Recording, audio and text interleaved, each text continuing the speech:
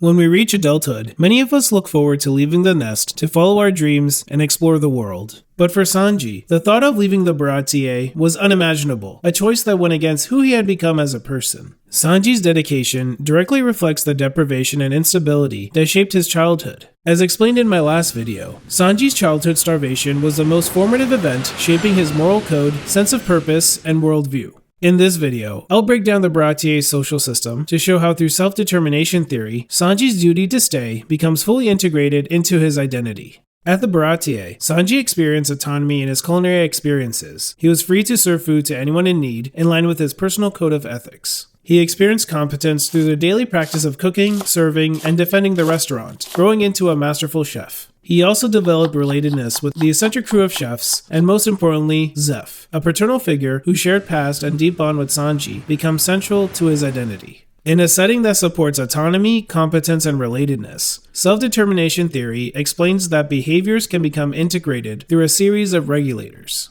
The Baratie initially served to fill Sanji's physiological and safety needs, acting as an external regulator that kept him tied to its social system. His continued presence at the Baratie was driven by the guilt of Zeph's sacrifice. This guilt served as an introjected regulator, further internalizing the behavior of serving the restaurant.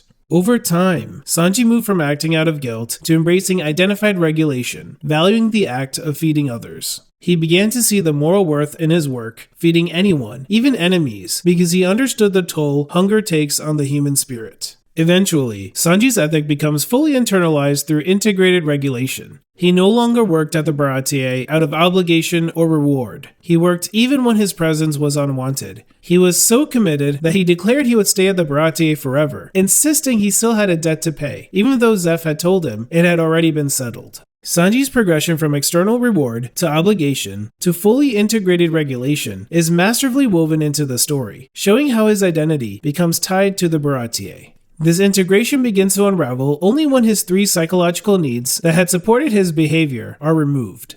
After the encounter with Don Krieg, where his choices are questioned and his authority undermined, Sanji's sense of autonomy begins to erode. His competence is questioned when the cooks insult his food and reject his growth. Most painfully, his relatedness fractures when the crew say they don't care for him and wish he would leave. The removal of these psychological needs motivates Sanji. Sanji briefly doubts whether he should stay at the Baratie, but that hesitation is enough to push him toward finally leaving. Sanji understands that while the Baratie may have been Zeph's side of self-actualization, it doesn't have to be his own. This realization reorients Sanji. The dream of finding the All Blue becomes an authentic source of intrinsic motivation, a new horizon in which his identity as a chef can flourish.